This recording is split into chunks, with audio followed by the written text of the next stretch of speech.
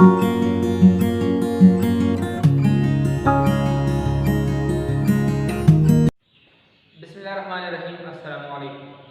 Students, today I am going to teach you another topic of chromosome and DNA, and that is post-transcriptional modification of messenger RNA. Post-transcriptional modification of messenger RNA means the modification which takes place after the process of transcription is known as post-transcriptional modification of messenger RNA. Why these changes takes place and what are the changes which takes place after the synthesis of messenger RNA? So those changes are addition of cap and 10. This is first modification after transcription. Second modification is RNA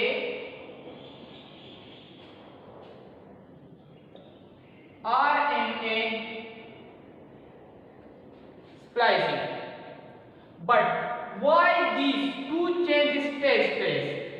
Because when there is synthesis of messenger RNA in the case of eukaryotic cell, this messenger RNA will lead to cytoplasm for the process of translation.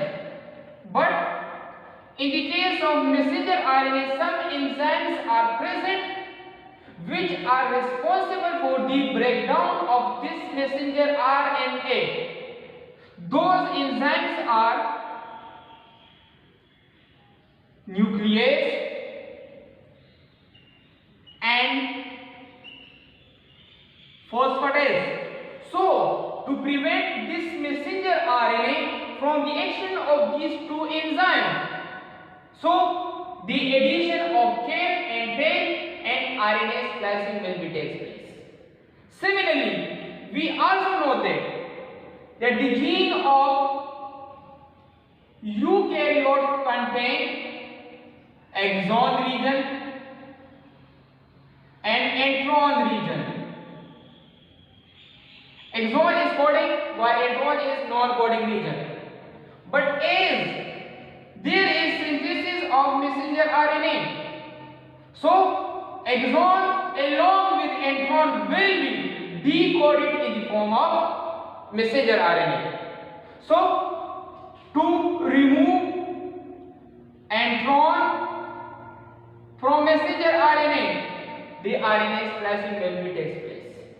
So addition of cap and tail takes place for the to inhibit the action of nuclease and phosphatase, while RNA splicing takes place to remove non-coding region that is known as intron. How these two changes will be takes place? In the case of addition of cap and tail, let's suppose this is messenger RNA and this is the 5' end of messenger RNA, while this is third end of messenger RNA.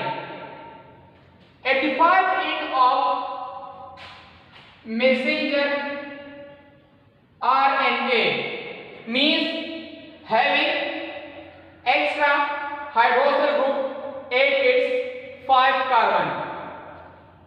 In the case of third end having hydroxyl group at its carbon number 3. This is messenger RNA which is transcribed from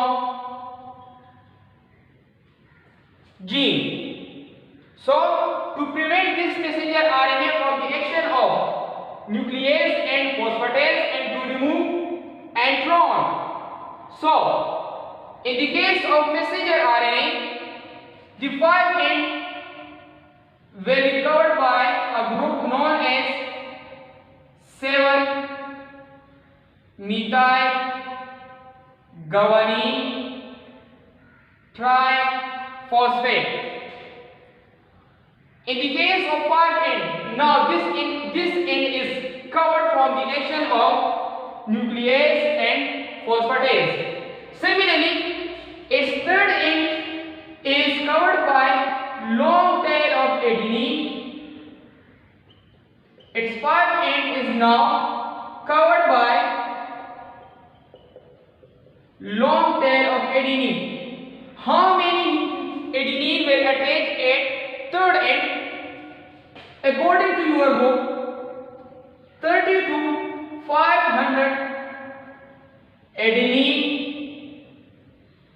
tail is attached at third end. Now, the addition of cap is in the form of 7-methyl guanine triphosphate, while the addition of tail is in the form of long adenine tail, and this adenine tail is known as polyadenylated tail. So the first modification is now completed.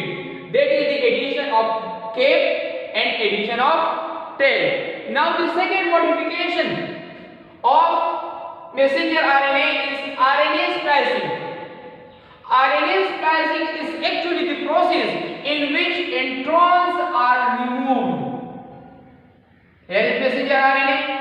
This is intron, exon, intron, exon, and intron. So in RNA splicing, the non-coding region will be removed from this immature messenger RNA. But these non-coding regions are removed with the help of enzymes that are known as spliceosomes. This spliceosome is responsible for the removing of non-coding region from messenger RNA. So, after the action of spliceosome, this messenger RNA now contains exon,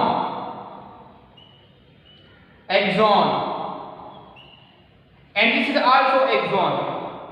So, these exons which carry information for the synthesis of protein will be rejoined with the help of enzyme known as ligase. So again we have single strand of messenger RNA. Point to be noted.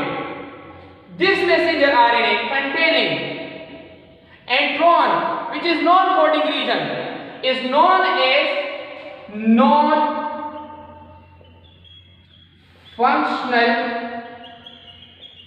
messenger RNA or primary messenger RNA. But after modification, after removing of intron, this messenger RNA is now known as functional messenger RNA or also known as secondary RNA. So we can also define RNA splicing as the process in which introns are removed from the messenger RNA, or the process in which the non-functional messenger RNA is converted into functional RNA, or we can also say that the process in which primary messenger RNA is converted into secondary RNA is known as RNA splicing, or the whole process is known as post-transcriptional modification of messenger RNA. But this whole process takes place just in eukaryotic cell, because eukaryotic cell contain nucleus. But in the case of prokaryotes, the nucleus is absent.